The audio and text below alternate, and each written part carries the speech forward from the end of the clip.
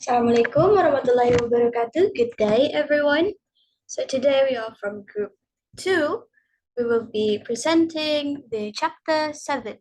Our members consist of Putri RahayuOktaviani, Ary Fauzan Syafiq, Melati, me as the moderator, Fayza Az-Zahra, Bima Airlangga, and Agista Zahwa Nabilla. I will be reading the introduction for this chapter. We look firstly here at the skill of speaking, arguably the primary skill in language learning for reasons which we explain below. We look at the difficulties involved with acquiring the skill, and we take a critical look at the materials designed to facilitate it. Finally, we argue that materials included in the speaking syllabus should range from features of spoken language to those of different discourse types. Furthermore, the variety of genres and registers required for the use in the ever-growing numbers of digital media has complexified the learning of writing. In this materials, we look at both process and the genre approaches, as well as considering the role of writing materials in providing both a stimulus and scaffolding to learners' writing. It is stated by Highland 2013. Next slide, please. So the materials to develop speaking skills, the importance of speaking skill as a part of language proficiency, it can hardly be overstated. Bygate 2001 stated that 3 reasons why a focus on speaking as a skill has taken so long to emerge. Firstly, the grammar translation method for so long has prioritized reading and writing. Secondly, it is only recently that technological developments have facilitated the close study of spoken language. Thirdly, oral production was central to methodologies such as the audiolingual and the direct method, and the confusion has arisen between intensive oral practice of discrete language points and speaking as a skill in its own right. Contemporary materials developers now have a rich knowledge base on which to draw for the design and speaking materials. That is all for me. Next up, Putri Rahayu. You may start. All right, thank you, Faiza. So we explain about the nature of speaking skill. Speaking is a demanding one. 89 identify 4 separate sub-processes in the speaking skill. The first one is conceptualization, second, formulation, third, articulation, and self-monitoring. This process are self-monitored so that the speaker can ensure that all is going to plan, a process which will include attention to effective factors such as the relationship with the interlocutor. Managing this process presents formidable challenges. It is not surprising then, given the circumstance of the production, the spoken and written language tend to differ. And then the nature of speaking skill, like the product, spoken corpus research in recent years has shed many light on the nature of spoken language. Illustrative example of this kind of research are provided by Timmins in 2013. The high frequency of discourse markers, the frequent use of collocation and composition, and the frequent use of non-canonical grammatical features. And then next slide, please. Next, the syllabus question. Evaluation of speaking material. In many cases, a speaking syllabus consisted only a list of activity to a list of functionals, also known as speech act, began to appear with the advent of CLP, and then such functional typical appear under headings such as giving advice, making invitation, giving direction, and other. The inclusion of using words, phrases, and structures alongside speaker activity is noted by Hawkes in 2002, but is often not clear on what basis such language was chosen, and it is also open to question whether learners can integrate such language into a speaking activity if it is simply presented as a list of consults. Next, an itemized speaking syllabus. A syllabus based on features of spoken language might focus on one or more of the following aspects. For example, like spoken lessons, spoken grammar, functionals, and communication strategies. Next slide, please.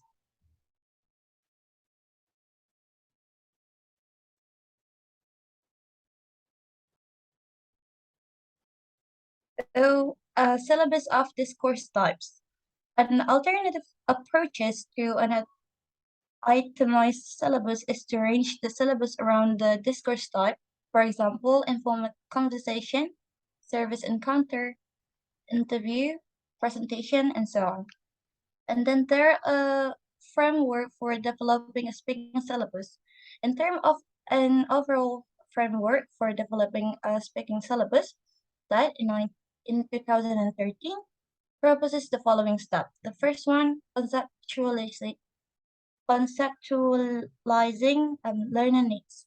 Second, translating this to subject matter and communication situation. Third, identifying verbal communication strategies.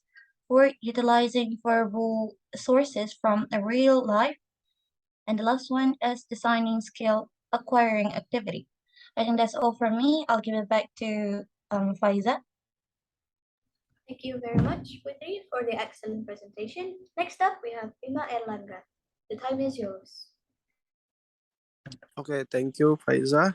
So next is methodology for teaching speaking, like process or products. By Gates suggests that we may need a different kind of methodology for teaching the speaking skill. Oral skills and oral language should be practiced and assessed under different conditions from written skills, and unlike the various traditional approaches to providing oral practice, a distinct methodology and syllabus may be needed. McCarthy suggests that a switch in focus to an native corpus in format spoken language may need to be counterbalanced by a conservative methodology, the traditional PPP paradigm.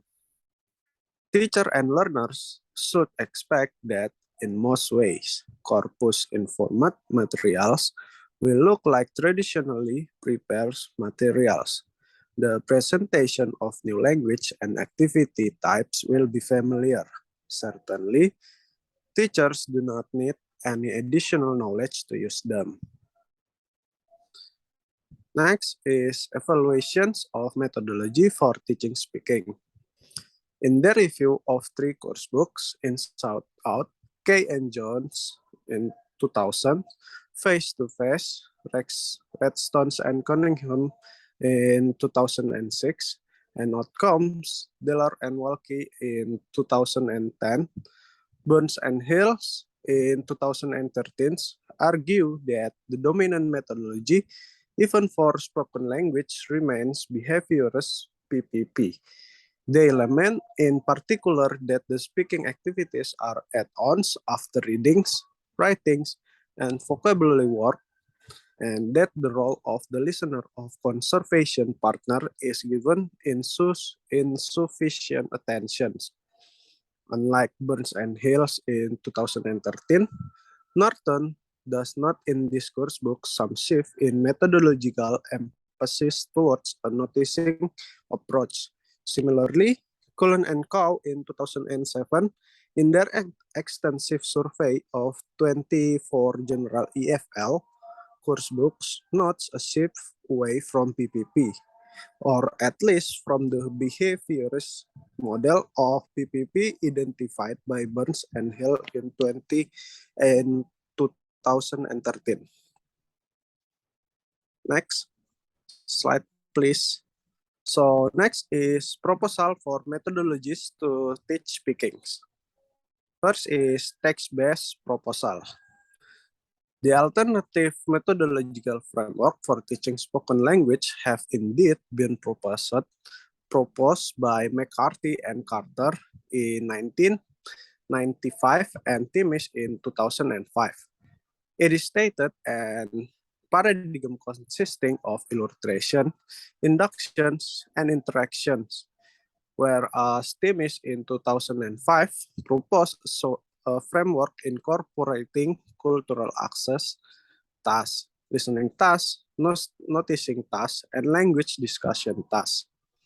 Both of these framework take spoken text as a starting point and focus on noticing and awareness raising rather than productions. Next is task-based proposal.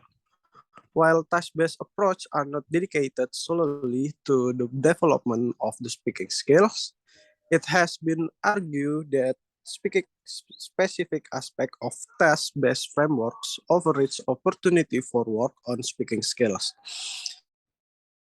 There is evidence, for example, that allowing learners planning time before tasks can pay dividends in terms of fluency and or accuracy or complexity of language produced. Among the potential benefits of pre-task planning are, first, more experimentation with complex or new forms to express complex idea. Next, better monitoring during task performance, greater fluency, and improve accuracy in certain tasks.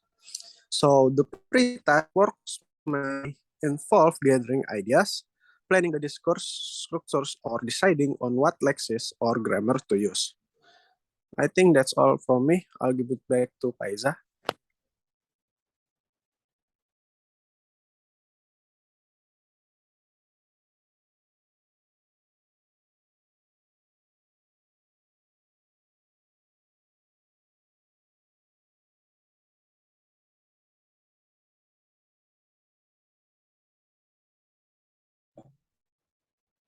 All right. I think this is my part to explain the materials. So the first is the introduction of the half chapter. The development of CLT has led to a greater emphasis on the planned development of the four skills, based on analysis of knowledge, sub-skills, and strategies which underpin each skill. The assumption was that writing involved no more than the transfer of accurate grammar and vocabulary to paper. The next is the nature of writing. The nature of writing has changed somewhat in recent years thanks to the increasing use of electronic media and the emergence of hybrid or spoken or written styles such as text messaging, chatroom talk, and blogs. While electronic communication has led to the development of these genres, there is still a need to compose essays and reports. We can identify the following principal component of the skill. The first is mechanical aspects, the ability to form letters or graphology, to spell and punctuate is an important part of a good writer's development. Mechanical aspects of the writing skill include the ability to use different scripts for different languages or if you are writing in a different medium, such as English. For the second is language resources. Grammar students need to have a good enough control over the grammar and lexis to communicate clearly and a wide enough reporter to be able to adopt the appropriate style for a given text. You will probably not adapt the same style in an email to a friend complaining about your tutor as you would in a letter of a complaint to the university authorities. So for the next materials will be presented by Bila. Okay, thank you. The next materials is about organizational skills. So the first one is coherence. There is an expectation that texts of a particular type or genre will be organized in a particular way.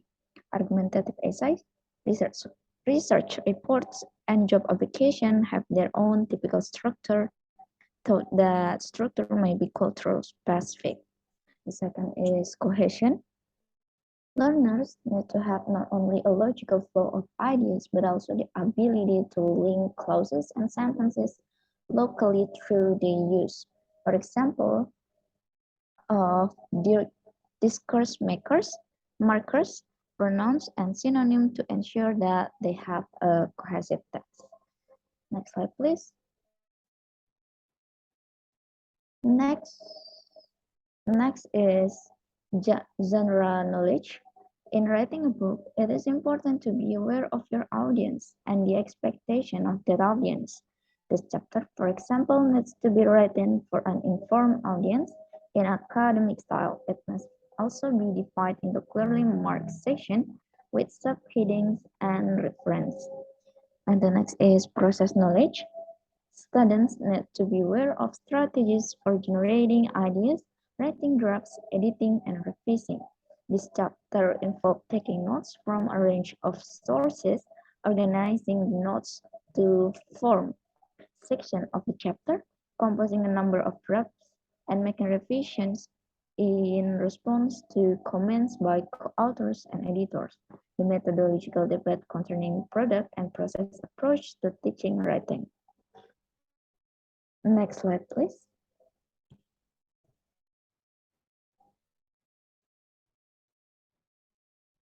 The first is stimulus materials.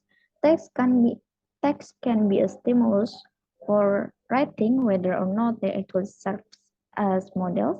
In example, they are used as a basis for discussion of a topic at the pre-writing stage. One obvious way to provide such a stimulus is to integrate writing with one or more of the another skills. The second is scaffolding tasks. A battery of tasks which have become popular through CLT can be turned to the service of scaffolding writing. This includes reordering, example, jumbled sentence in a paragraph or jumbled paragraph from a text. The third is harnessing technology. Is the use of technology in teaching writing does not constitute a unique methodology, but there are some specific options worth considering. Learners can use online text analysis tools to examine the lexical density of their text. And the last is the writing syllabus. A syllabus might stipulate a particular genre or writing subskills, but the preparatory or follow-up activities can still involve other skills. Shannon's refer to Sadoway's seven genre categories, suggesting that this might from the basis of the syllabus. He suggests that the three self-proclaimed assumptions about the writing syllabus which are relevant here. I think that's all from me. The next slide will be presented by Emma Melati. Thank you. Okay, thank you, Agista. So the further reading to presentation are Thornberry provides a number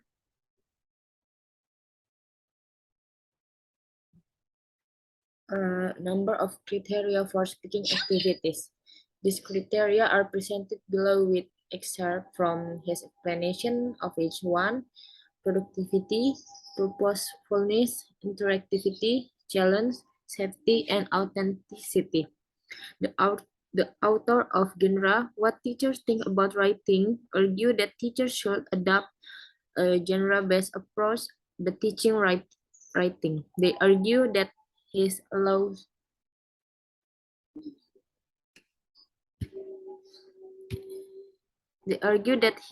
students in immerse themselves in a wide variety of text within a particular genre and encourages them to interact with the text in question.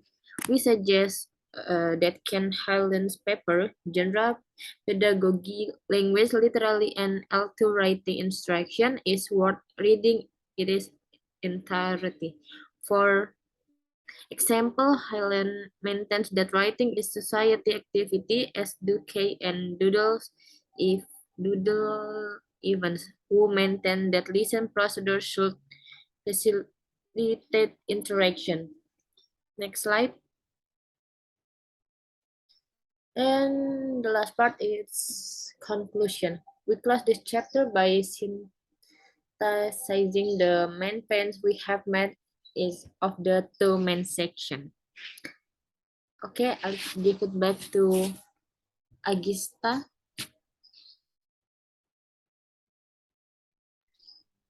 Okay, thank you, Emang Melati. I think that's all from us. We apologize if there is a mistake, and thank you. Wassalamualaikum warahmatullahi wabarakatuh.